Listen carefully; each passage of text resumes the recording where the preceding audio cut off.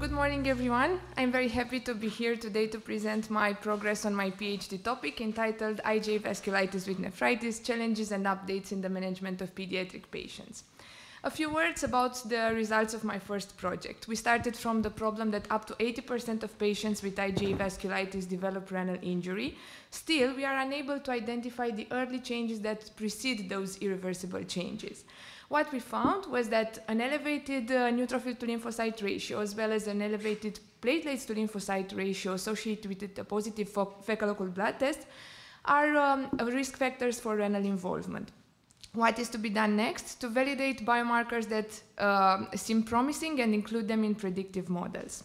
A few words about me. I'm a second-year pediatric nephrology resident doctor and a first-year PhD student. And I'm here through a bilateral program between the university in Iași and Semmelweis University. On this slide, you can see the lovely team that helps me to achieve my vision of decreasing the chronic kidney disease burden in IgA vasculitis pediatric patients by improving their management. I started 3 projects in the autumn of 2024, and I would like to tell you a bit more details about the first one. This is focused on biomarkers of renal involvement in pediatric IgA vasculitis, and it is a systematic review and meta-analysis. IgA vasculitis is a multisystemic disease, and it affects up to 27 children from 100,000. The problem here is that the late diagnosis of the renal involvement is associated with an irreversible evolution to chronic kidney disease, and in up to 7% of the cases, even end-stage kidney disease. The problem is that we lack evidence-based guidelines for diagnosis and treatment, and one way to address this issue is by trying to obtain a better risk stratification, which will mean an earlier diagnosis, a better choice of treatment, and a more accurate indication for biopsy that can be attained using biomarkers that can predict the IgA vasculitis nephritis onset, and this way we can limit the renal complications. We started from the clinical question, which biomarkers have the highest predictive value for the onset of kidney damage in patients with IgA vasculitis, and used the PFO framework to answer to our question. We hypothesized that the neutrophil to lymphocyte ratio, the urinary KIM1 and NGAL predict the risk for kidney damage, which will mean, if true, that we can have an earlier tailored intervention based on a risk stratification in these patients. And also, it highlights the need for international trials to validate a risk score in this pathology. On this slide, you can see the search key we employed and the flowchart of selection. We started from around 7,000 articles and narrowed it down to 98 full texts that were eligible. And after doing the citation chaser step, we obtained another 30 articles that we could analyze.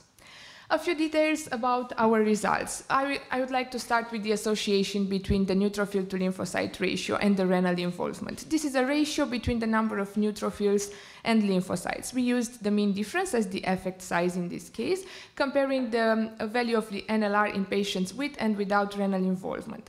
This parameter shows the equilibrium between the active inflammation represented by the neutrophils and the regulatory pathways represented by the lymphocytes, and it was already used in other autoimmune diseases, oncological diseases, and cardiovascular pathologies. The normal range is between 1 and 2, and we can consider clinically significant a difference of at least 0.5. We analyzed 18 studies with around 2,200 patients. All of the studies are retrospective and prospective studies. As you can see, the heterogeneity is quite high in this case, and one way to address this problem was to stratify the articles based on the region the patients originated from, and this is why we did these subgroups based on Western Pacific and European region. But then we saw that there are differences even in the same region between the countries, and this is why we did another subgroup analysis based on that. We compared patients with and without renal involvement and obtained a pooled mean difference of 0.48, meaning that the NLR is higher at 0.48 in patients with renal involvement. Still, if we are looking at the different results from the subgroups, we can see that in the Chinese subgroup, basically there is no difference between the patients with and without renal involvement, whereas, for example, in the Turkish subgroup, we have a both clinically and mathematically significant result. Going further, we looked also at the ratio between the number of platelets and lymphocytes, which is somehow similar because the active inflammation is correlated with a higher number of platelets. In this case, we used again the mean difference as an effect size, and the normal range of the PLR is between 60 to 120, and the difference of around 20 can be considered clinically significant in this case. We analyzed 14 studies with around 2,000 patients, again retrospective and prospective studies, and in this case you can see that the heterogeneity is quite similar, moderate to high. We did the same subgrouping based on regions and countries, and the results when comparing patients with and without renal involvement showed a pooled mean difference of 8.76. This is not clinically or mathematically significant, but still, when we are looking at the different subgroups, we can see again that in the Turkey and in the Korea subgroup, we can see a tendency towards a higher value of PLR in patients with renal involvement, and in the Turkish subgroup, because we have enough articles, we can say that we have a clinically and mathematically significant result. Another result focuses on the positivity of the fecal occult blood test. In this case, we use the odds ratio as an effect size. And why we looked at it? Because the gastrointestinal involvement in IgA vasculitis is an already established risk factor for renal involvement. In this case, we had 4 studies with a prospective design, which analyzed around 800 patients. In this case, because we have a low number of articles, we can't say many things about the heterogeneity. And what we can see is that we obtained a pooled odds ratio of 2.04, meaning that patients with a positive fecal occult blood test have a 2.04 times higher odds of developing kidney involvement. Of course, our study has both strengths and limitations. We analyzed in total around 41 biomarkers that I couldn't present because of the sake of time, and we included different ethnicities and a large number of patients. Still, we lacked the data about the diagnostic accuracy of these parameters, and we didn't have enough data, for example, to do a subgroup analysis based on the severity of renal involvement. And of course, the majority of the studies have a retrospective design, and this is also a limitation. We could conclude that the elevation of the neutrophil to lymphocyte ratio, platelets to lymphocyte ratio, as well as the positive fecal occult blood tests are associated with kidney involvement in patients with IgA vasculitis. This means for the future research and practice that future studies should focus on analyzing the diagnostic accuracy parameters for these biomarkers, and also to validate those that actually reflect the immune dysregulation and include them in predictive models. We finished our manuscript, and we firstly submitted it to JAMA Pediatrics, but after getting a rejection, we went further and submitted it to the Lancet Child and Adolescent Health. Going further to the second project on investigating the correlation of different histological classifications with renal outcomes in pediatric IgA vasculitis nephritis. As I already said, nephritis is the most severe manifestation of IgA vasculitis, responsible for long-term morbidity. Still, the guidelines from 2024 are still recommending to use the classification, an old classification from 1977, and guide our treatment based on that. Where is the problem? This classification focuses only on the active glomerular inflammation and neglects the vascular and tubulointerstitial changes, which, by the latest research, seem to be better predictors of a long-term outcome. We have other classifications available, most of them translated from IgA nephropathy, and this is why our aim is to evaluate the correlation of these different classifications, which are not yet validated, with the severity of IgA vasculitis nephritis. We started from the question, do New York classifications correlate better with unfavorable renal outcomes in pediatric IgA vasculitis nephritis, and used the COCOPOP framework to answer to our question. We hypothesized that the Oxford and the modified semi-quantitative classifications correlate better with unfavorable outcomes than the old International Study of Kidney Disease in Children classification. If this is true, we will have at hand a more comprehensive histological classifications for our patients, and also for the research, it will highlight the need for multicentric studies to validate a new histopathological score. Our topic is feasible, and now we are in the Prospero drafting phase.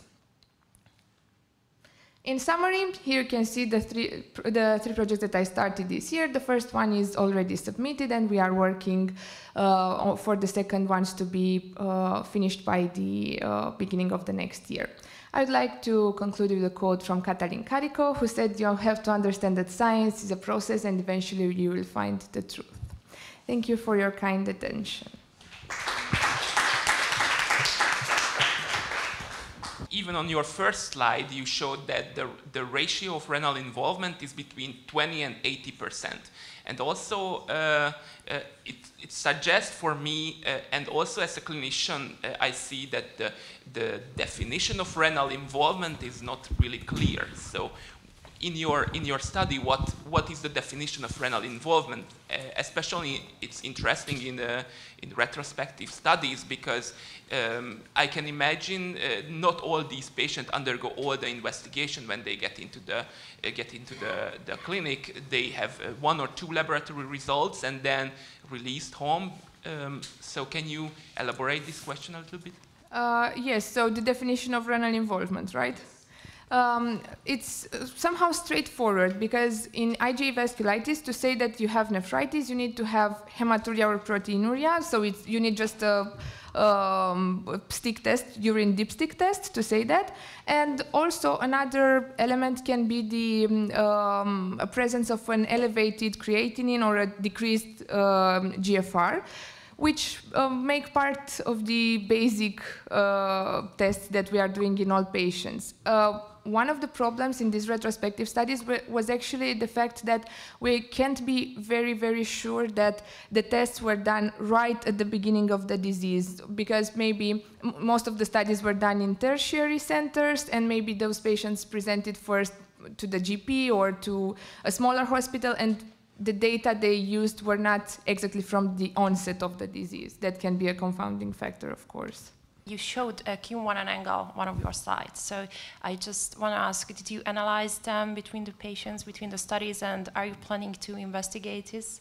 Sorry, can you repeat? The Q1 and angle, you showed as biomarkers. Yes, yes. Unfortunately, we have just 2 or 3 articles for each of them. For angle, we have, I think, 3 articles, and for Q1, we have just 2 of them. So the results couldn't be, for the Q1, we couldn't do a forest plot because we had just 2 articles, and for the angle, the results were they didn't have any clinical or statistical significance, I think, also because the methods are not that standardized compared to other biomarkers we could find. So further research is needed for these newer biomarkers. What do you think the reason could be for these differing predictive values of neutrophil to lymphocyte ratio and platelet to lymphocyte ratio across different regions, and how could it influence the possible implementation of your results in clinical practice? So after seeing these results, we tried to find what can be the reason. We presume that it might be a genetic reason for these differences. We found some differences in the complete blood count in the Asian population that could explain why in the Chinese subgroup we didn't obtain clinically significant results. Still, it is very weird that we have this Korean subgroup that, even though it's also part of the Asian or Western Pacific region, it is more similar to the European population. We don't have a clear reason for that, but our presumption is that genetic reasons are the problem. And about the implementation, of course, it limits the population on which we can use this type of predictive biomarkers. But anyway, I think we need some prospective studies, and with a selected population, or I don't know, maybe have very strict inclusion and exclusion criteria so we can have a very clear conclusion about using these biomarkers in different populations. I noticed that you reported platelet to lymphocyte ratio. Since it's a ratio and ratios in general, percentages, do their effect size calculated by logarithmic scale? You reported it as mean difference. Why is that? What's the reason behind it?